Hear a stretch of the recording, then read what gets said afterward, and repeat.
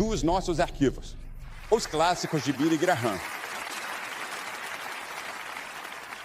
Agora, esta noite, quero que vocês abram comigo no capítulo 12 de Mateus. Capítulo 12 de Mateus. E começando no versículo 38, alguém me perguntou, qual versão estou usando? Estou usando a mesma que Paulo usou, a versão King James. Você sabe, temos tantas versões hoje que você pode se levantar e citar as Escrituras. E se você citar errado, eles pensam que você está usando outra versão. E é muito interessante. Acho que minha esposa e eu devemos ter 25 versões diferentes. Vou usar a versão King James como normalmente faço em minhas pregações. Eu gosto de várias versões, e elas lançam muita luz sobre o assunto. E eu ouvi a história que alguém contou sobre o apóstolo Paulo ter recebido.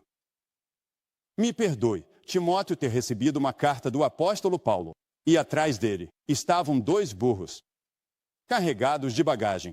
E eles perguntaram, o que é tudo isso?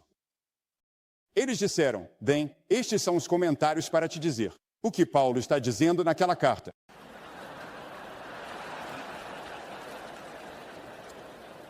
Então, alguns dos escribas e dos fariseus responderam, dizendo, Mestre, queremos ver você fazer um sinal.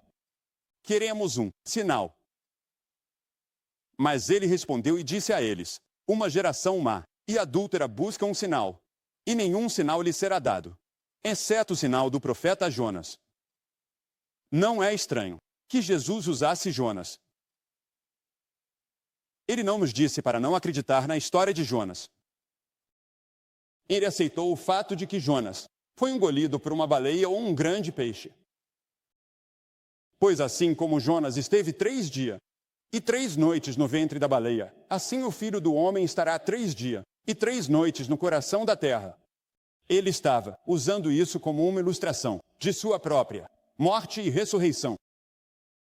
Os homens de Nínive se levantarão no julgamento com esta geração e a condenarão porque se arrependeram com a pregação de Jonas. E eis que algo maior do que Jonas está aqui. Lembre-se de quando Jonas pregou em Nínive. E Nínive era uma grande cidade com várias centenas de milhares de pessoas. E o maior avivamento de todos os tempos aconteceu quando toda aquela cidade se voltou para Deus em arrependimento.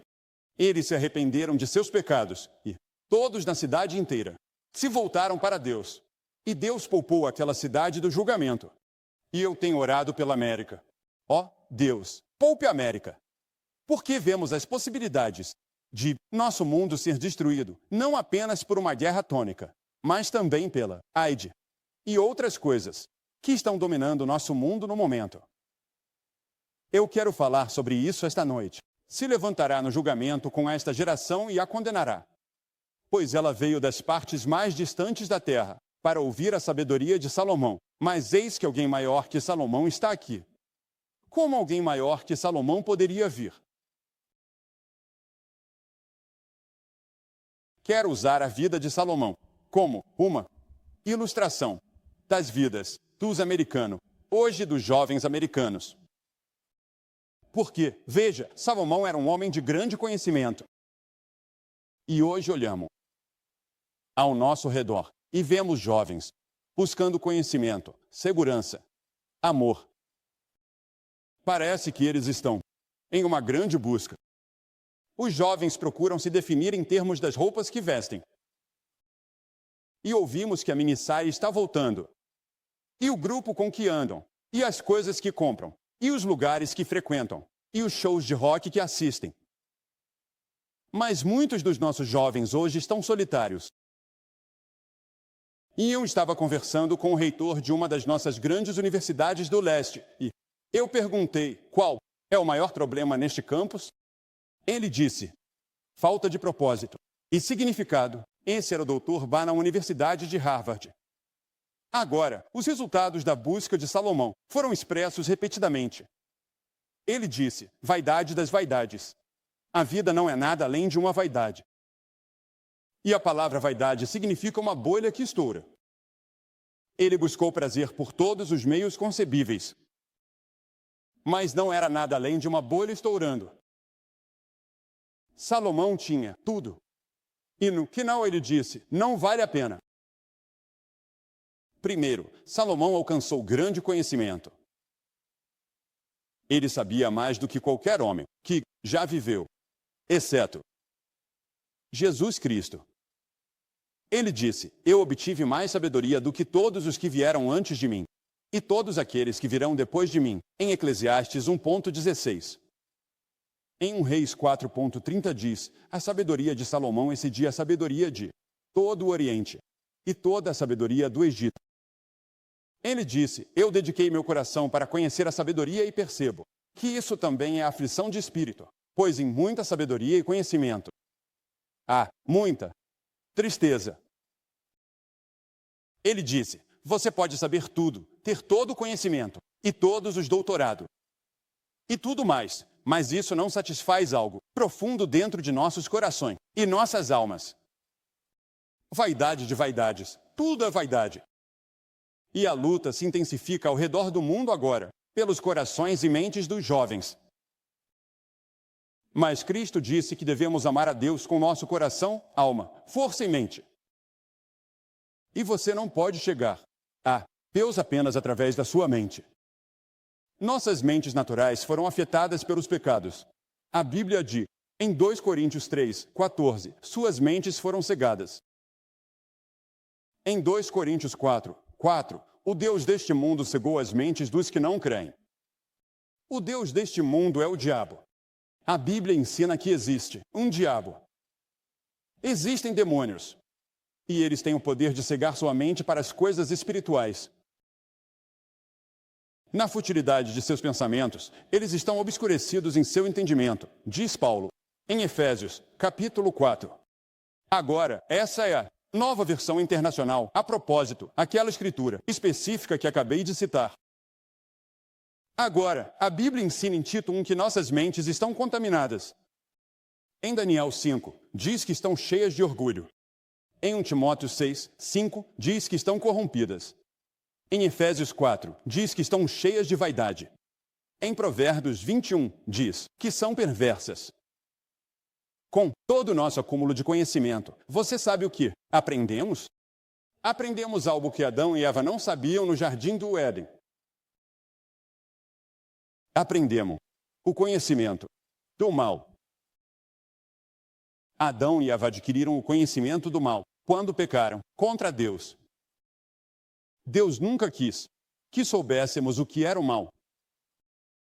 Ele nos criou como seres humanos perfeitos. Deveríamos viver milhares de anos neste planeta. Deveríamos construir um mundo maravilhoso com a ajuda de Deus. Mas nos rebelamos contra Deus. E adquirimos o conhecimento do mal. E agora chegamos ao ponto na civilização em que, com todo o nosso conhecimento, inventamos a bomba atômica, a bomba de hidrogênio, armas químicas, computadores e tudo mais que faz com que a humanidade possa ser exterminada em questão de horas. O que podemos fazer? Receba Cristo. Deixe-o dominar sua mente. Deixe que esta mente esteja em você, que também estava em Cristo Jesus. A Escritura diz que você pode ser transformado em seu pensamento.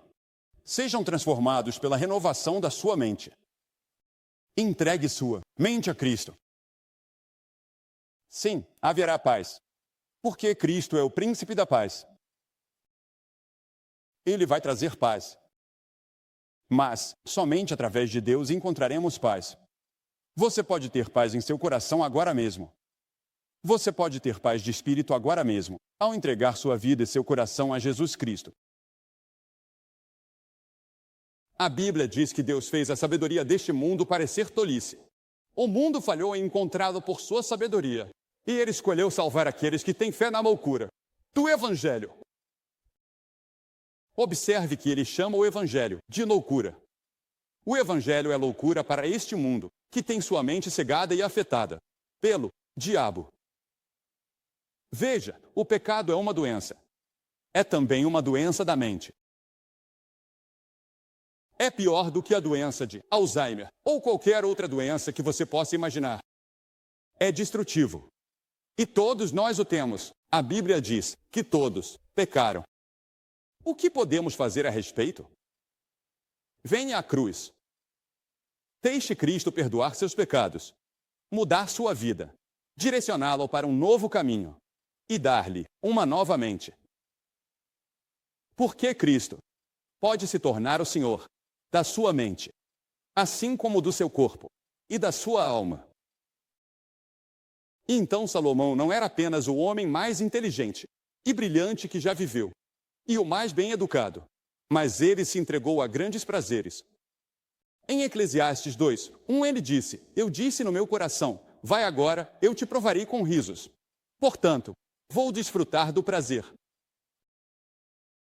Ele teve todo prazer sensual que você pode imaginar. A Bíblia descreve em detalhes tudo o que ele tinha. Ele tinha a piscina mais fina, que você já leu sobre.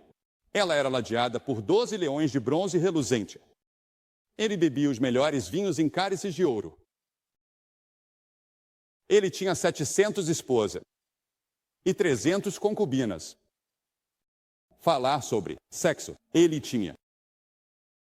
Mais do que qualquer um de vocês jamais terá. E todo o prazer que você pudesse imaginar estava ao seu dispor. Ele fez o que muitos de vocês gostariam de fazer, mas não podem pagar. Algumas pessoas são boas porque não podem se dar ao luxo de serem mais. Mas Deus não conta isso. Quantos de vocês estão chorando por dentro esta noite? Por fora, você tem uma máscara por dentro. Com as pontas dos dedos, Salomão sentou-se sob as estrelas uma noite e contemplou o vazio de tudo isso. Ele disse, vaidade das vaidades. É tudo vaidade. É uma bolha que estoura. Quantos de vocês estão chorando por dentro esta noite?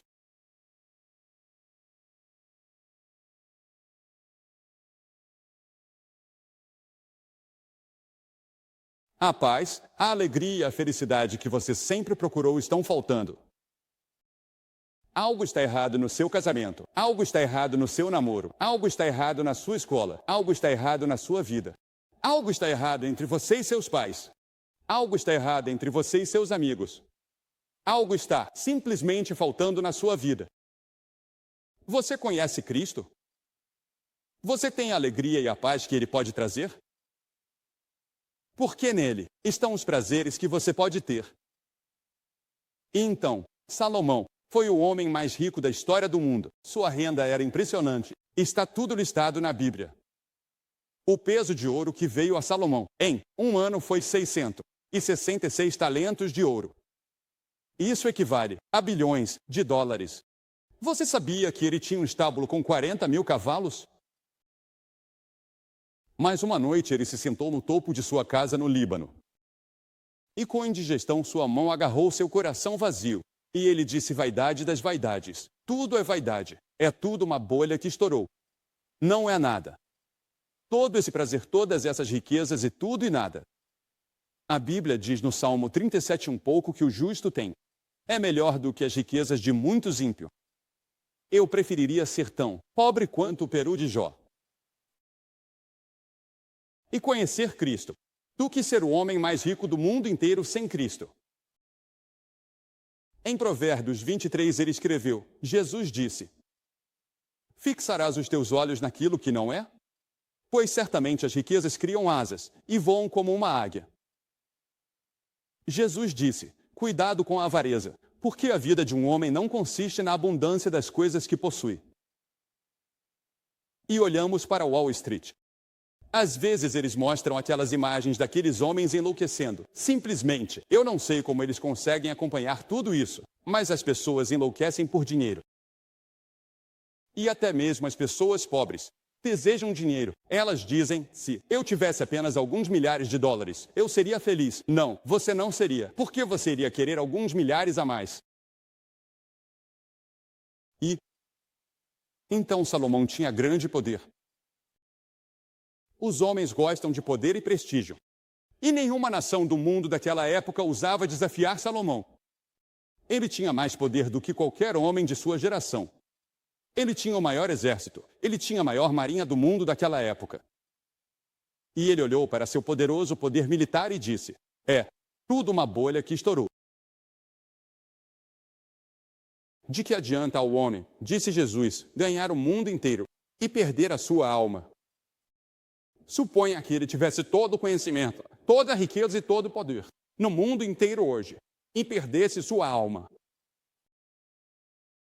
E muitos de vocês estão fazendo exatamente isso. Vocês ganharam no seu círculo de mundo. Vocês ganharam tudo o que podiam ganhar, mas não têm certeza sobre a sua alma. Vocês vão à igreja. Você tem seu nome no registro da igreja. Você foi batizado e tudo mais. Mas no fundo do seu coração algo está faltando. Você não sabe o que é. O que está faltando é aquele relacionamento pessoal com Cristo. Mas Paulo falou sobre outro poder que vem. Pois Deus não nos deu o espírito de medo, mas de poder, de amor e de uma mente sã. E então Salomão se voltou para a vida estética. Ele disse: bem, talvez eu possa fazer outras coisas que tragam felicidade, paz e alegria para a minha vida. Ele disse: eu fiz piscinas de água. Eu consegui cantores homens e cantoras mulheres e as delícias dos filhos dos homens, como instrumentos musicais. Ele conseguiu orquestras. E ele conseguiu balé. Ele conseguiu tudo.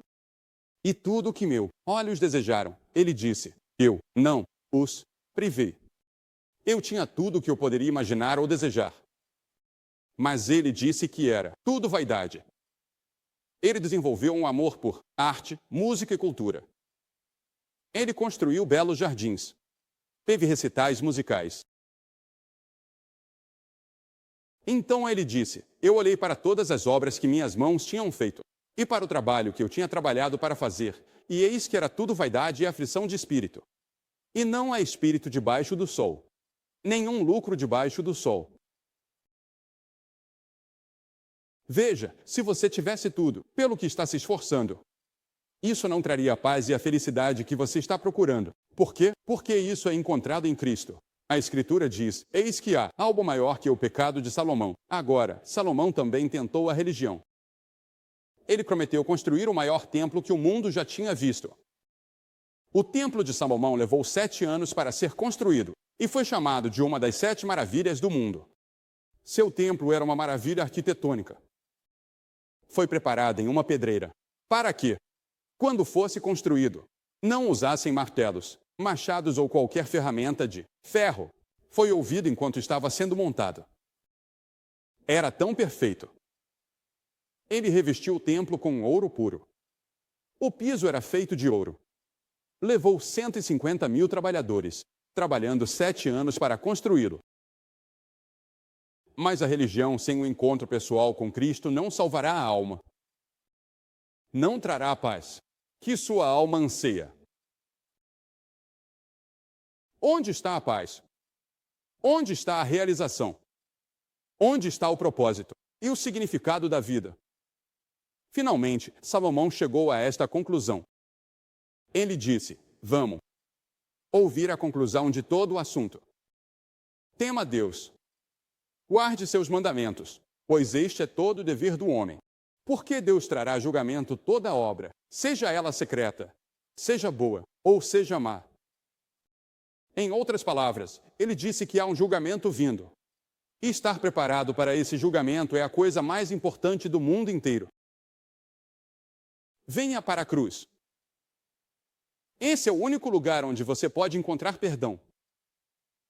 E Jesus disse: eis que, um maior que Salomão está aqui. Jesus disse: conhecereis a verdade e a verdade vos libertará. Jesus disse o que vemos naquele sinal: eu sou o caminho, a verdade e a vida. Eu sou a personificação de toda a verdade. Pense em um homem de pé diante do mundo dizendo: eu sou a personificação de toda a verdade. Ele é o louco, ou está mentindo.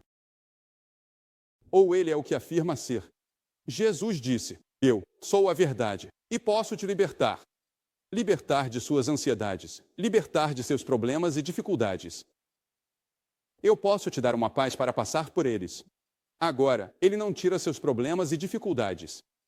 Como Dom nos disse há alguns momentos, mas ele te dá uma paz e uma alegria, que te permitirão passar por eles e viver através deles, se você colocar sua confiança e fé nele.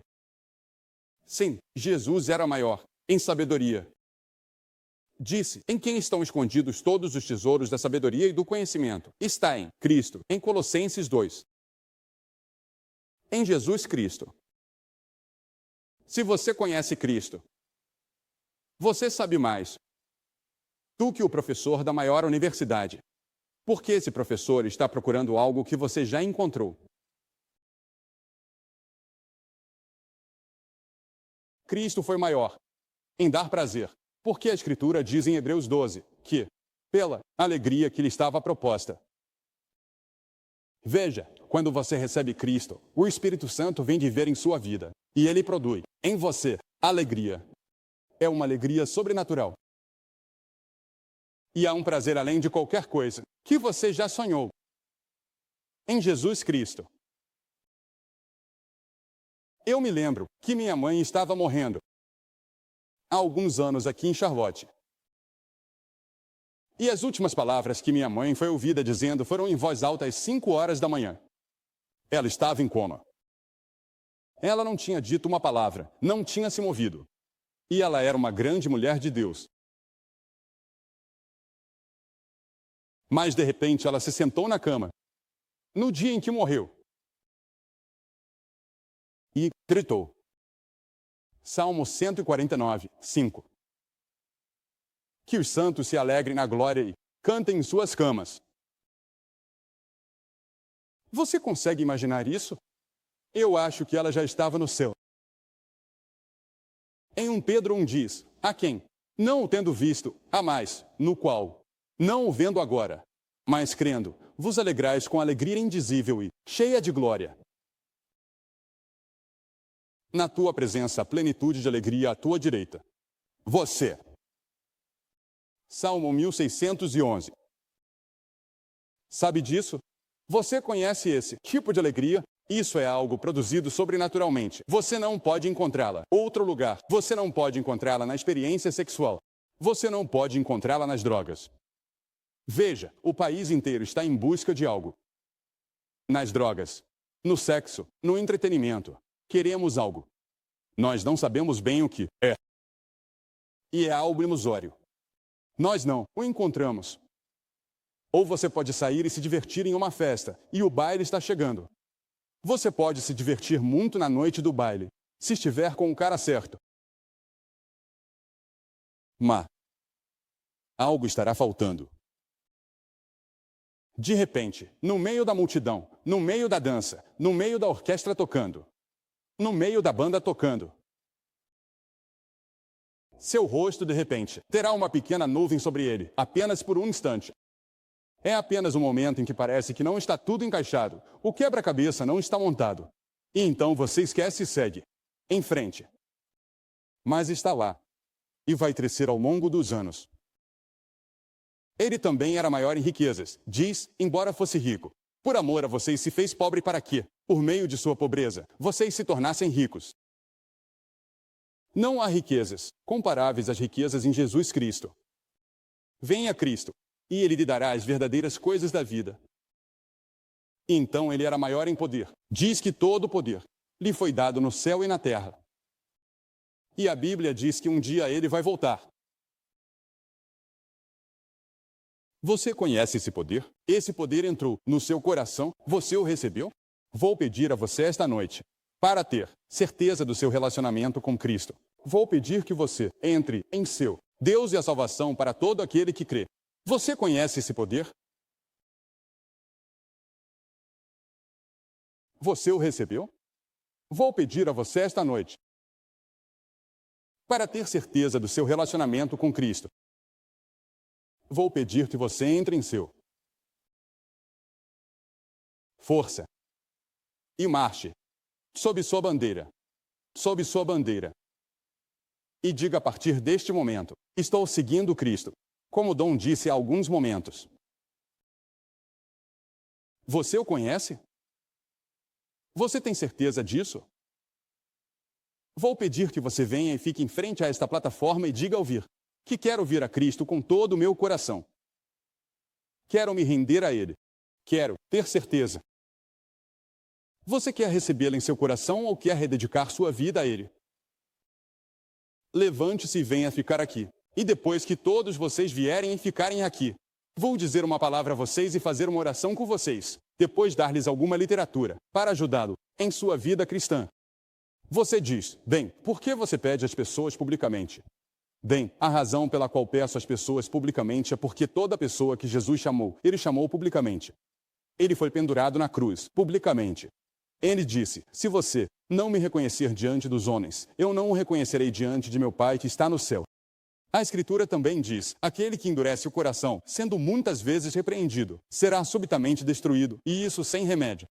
Você pode, nunca, mais em toda a sua vida ter um momento como este de hoje à noite. Que noite maravilhosa! Pode nunca haver outro momento em que você esteja tão próximo do reino como está esta noite. E a Bíblia adverte repetidamente, agora é o tempo aceitável. Hoje é o dia da salvação. Você não tem promessa de amanhã. Você não tem garantia de que seu coração estará sentindo o que sente esta noite. Deus está falando com você. Você está fazendo uma escolha esta noite. Você está fazendo uma escolha entre Cristo e tudo o que o mundo tem a oferecer. E você está dizendo, Senhor, estou te colocando em primeiro lugar a partir deste momento. Eu quero ficar do seu lado. Levante-se e venha agora mesmo, centenas de vocês. Eu estou sem uma súplica, mas que teu sangue foi derramado por mim.